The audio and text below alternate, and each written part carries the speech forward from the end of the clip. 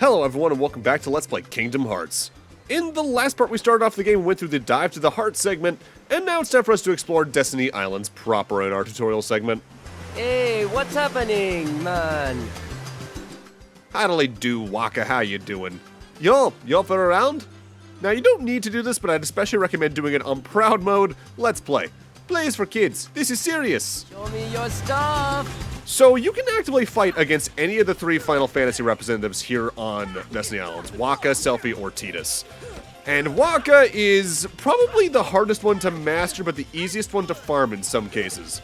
He's got three distinct attacks, and two of them are variants of the same thing, throwing his Blitzball. He'll either throw it overhand, which you can deflect back for a single tech point, or he'll jump up in the air and throw it at a higher speed, which you can deflect for two. Otherwise, if you're too close to him, he'll play keep away by spinning the ball around in a circle around him, which, if you're not careful, can actively hit you. If you deflect the ball back at him, though, you will also stun him, leaving him open for damage. Worth noting, though, according to an interview in the Kingdom Hearts Ultimania, Waka wasn't the original intended character here. Irvine from Final Fantasy VIII was. Nomura just couldn't figure out how to draw him in a way that felt right for the aesthetic of the island. Oh man, that really hurt. Worth noting, you can refight any of the fights here in Destiny Islands however many times you want, and I'd recommend doing that for a few levels if you're not feeling confident in yourself early on. The breeze feels great. What are you up to these days? We never see you. Not much. Want a duel? All right, now you're talking. Okay, don't hold back. Selphie's probably the easiest of the fights you can do here, but if you're not careful, she can surprise you with her range. Attack-wise, she has a box and her jumping attack with her jump rope. She can swing it on the spot outright to try and get you away from her. The easiest attack to interrupt her with, though, is arguably her most dangerous attack, where she'll run forward, swinging her rope 3 or 4 times in a row. If you can notably deflect her jump rope in a way that causes it to bonk on top of her head, not only do you get an extra tech point on top of the one you already get for deflecting it, but that's what leaves her stunned for a few moments. She tends to get a little bit more on the evasive towards the bottom of her health bar, so that's why I think she's ultimately the easiest of the three. Oh, I can't believe I lost.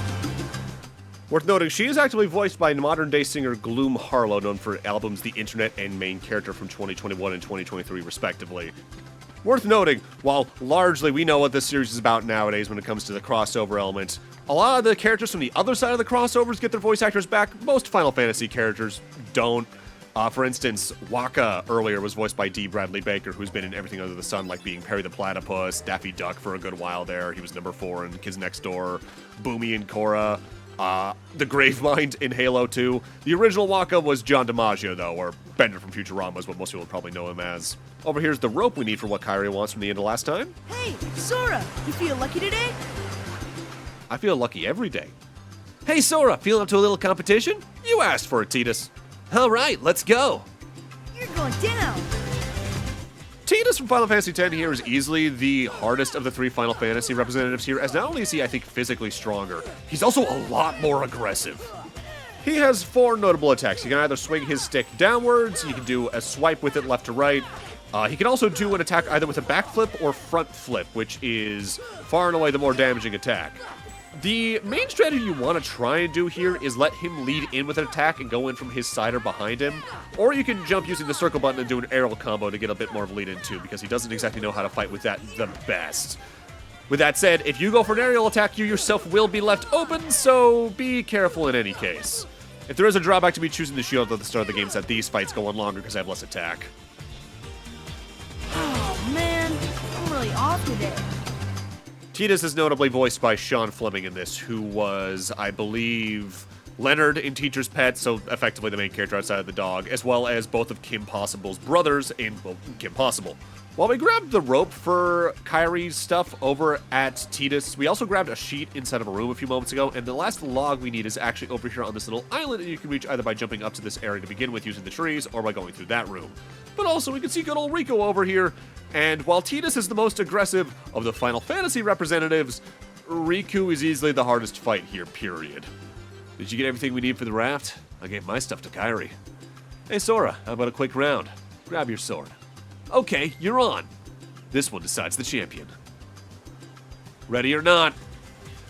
So while Tidus is aggressive, Riku is that while also being able to defend himself properly. He can jump out of the way of your blows pretty regularly, he can actively guard your attacks if he does this pose, and also he'll fake you out by getting knocked out on purpose sometimes to just immediately counter with a really powerful kick attack, which he does when he lands on the ground like that. And due to how Sora's combat movement works in this game, where you're kind of locked into your attack the moment you press the button, if you do an attack while he's down on the ground like that, you're eating that hit to the face and taking a lot of damage, especially on Proud Mode. I believe the way that works, period, is that he takes the dive after every, like, 3 or 4 hits, and he does it more often when he's lower on health. Otherwise, defensively, he can counter you if you attack him during his little guard stance. He can do a running stab forward that covers some good distance in front of him. He can do a 2-hit diagonal combo that's pretty easy to get around. In fact, if anything, that's the best time to go around him and get at him from the side or behind to do some extra damage. And he can do a really wide-reaching swing attack as well. Pretty much every attack he has, if not every attack he has, can actively be blocked by a well-timed sword swing of your own.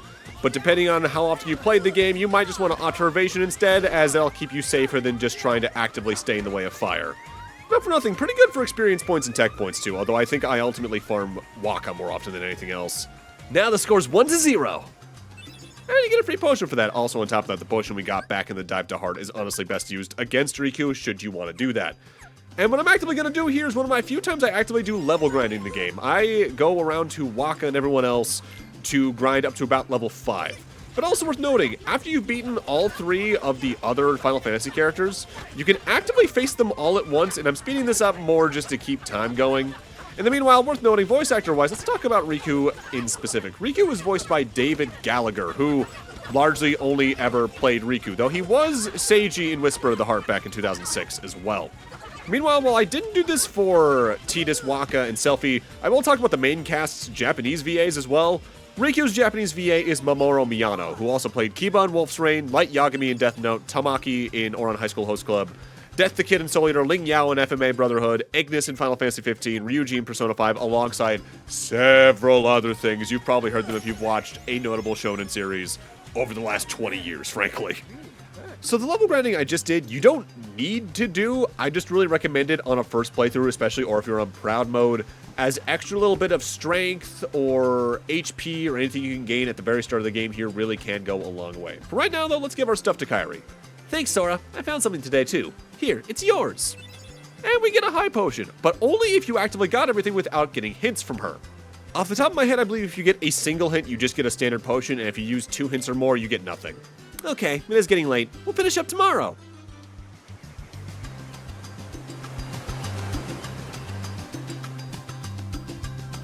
So, Kairi's home is out there somewhere, right?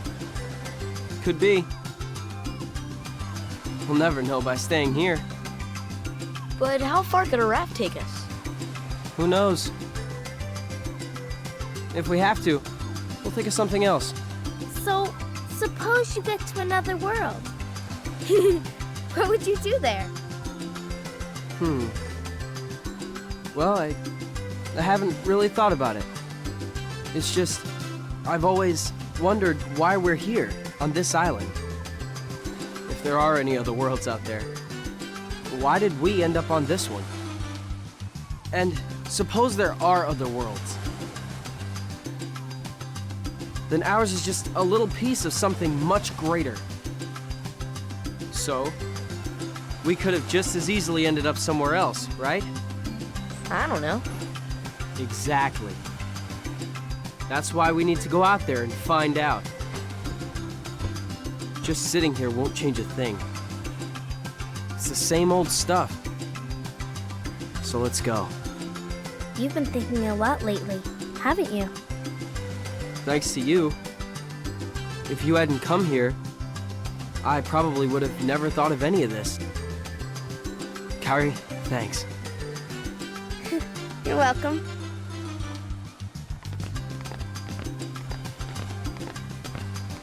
Sora! You wanted one, didn't you?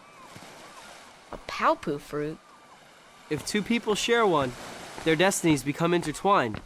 They'll remain a part of each other's lives, no matter what. Come on, I know you want to try it. What are you talking?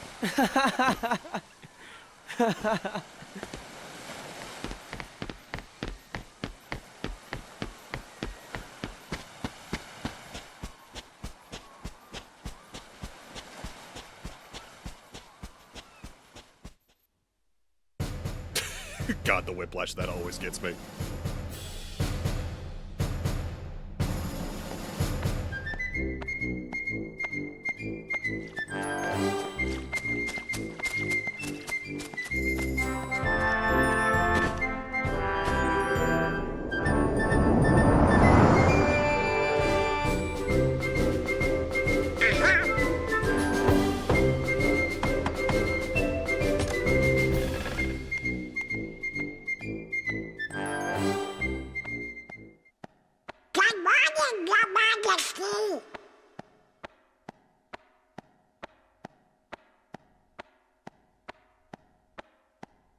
starts to feel this one. What?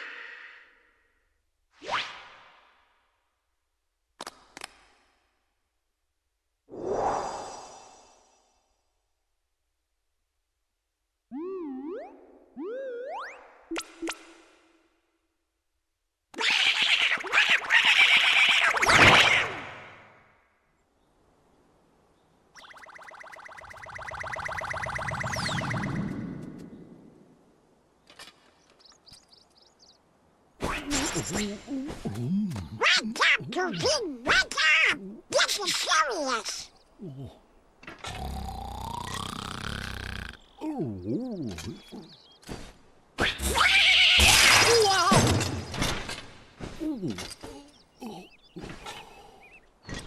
Hey there, Donald. Good We morning. got a problem, Goofy.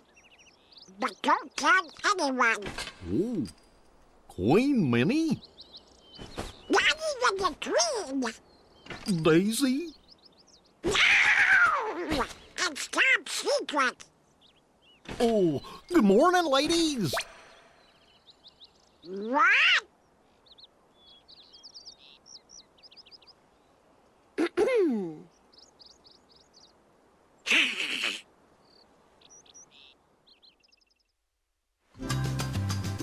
Meanwhile, back in not Disneyland, time for us to have another day here on Destiny Islands. Now, you can actively go around and fight the 3 Final Fantasy characters if you want to again, but their locations have shifted, but you can see where they all are on screen visually right now, so not a big worry. We want to go find Kairi, who is no longer blocking this door on the right side of the island, so we can actively head to the back half of the area, the Cove. People who are completionists probably have big nightmares of this area. Hey Sora, a raft still needs a name. Let's see, how about Highwind? What would you call it? So you can name whatever you want. Excalibur's the default that Sora offers, but I'm just gonna skew that a little bit to be the Excalibur. Me? Well, Excalibur. Hey, how about the usual? Let's do it. You guys are at it again. Alright, I'll be the judge. The usual rules apply. Take any route you want.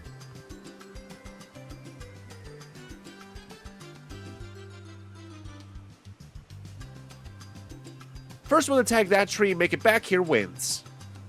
If I win, I'm captain. And if you win, I get to share the Palpu with Kairi. huh? Deal? The winner gets to share a Palpu with Kairi. Oh, wait a minute. Okay, on my count. 3, 2, 1. Let the race begin.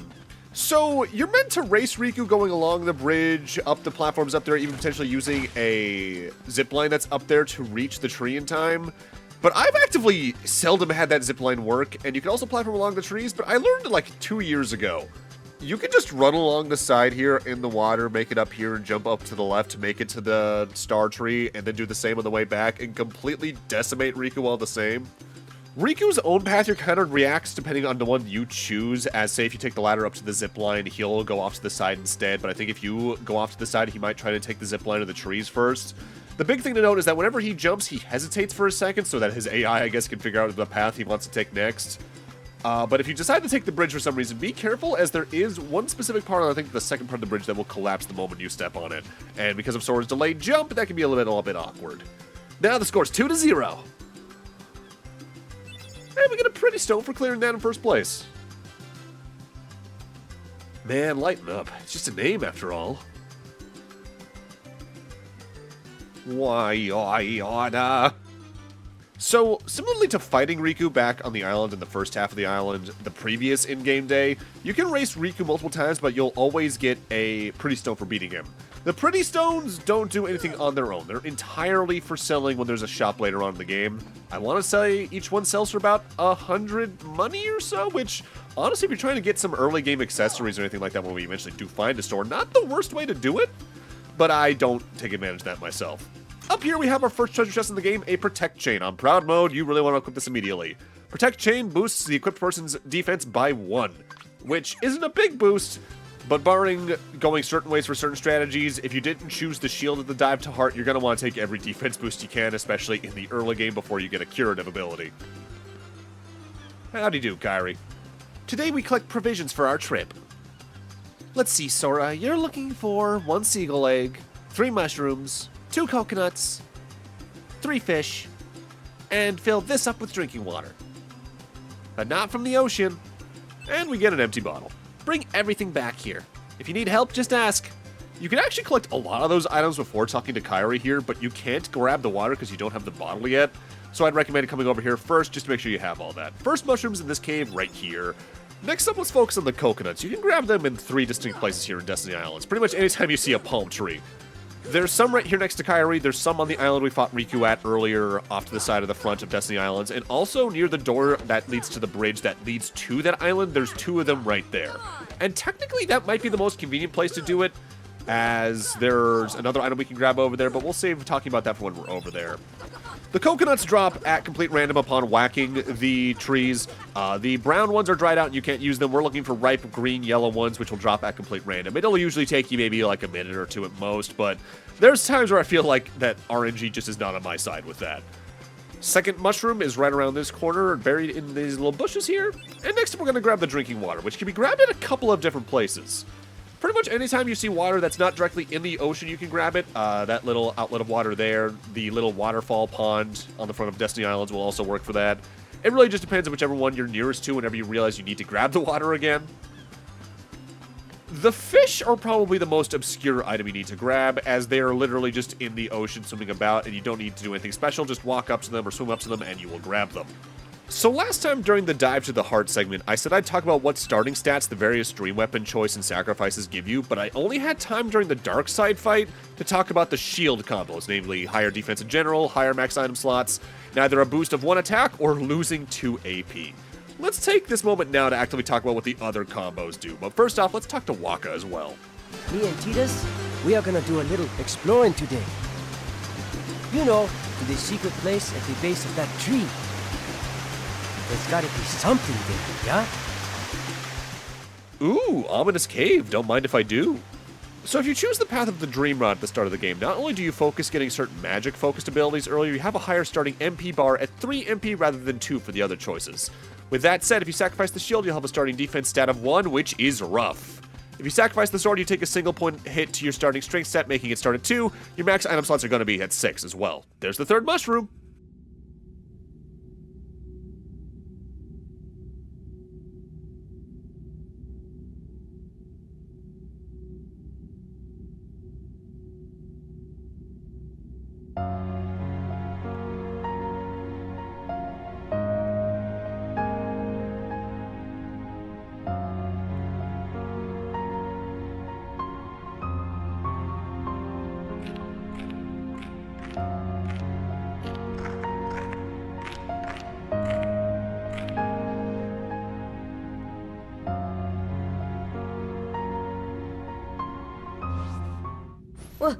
Who's there? I've come to see the door to this world. Huh? This world has been connected. Well, what are you talking about?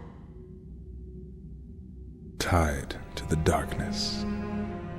Soon to be completely eclipsed. Well, whoever you are, stop freaking me out like this. Huh? Well, where did you come from? You do not yet know what lies beyond the door. So you're from another world. There is so very much to learn. You understand so little. Oh yeah? Well, you'll see. I'm gonna get out and learn what's out there. A meaningless effort. One who knows nothing can understand nothing.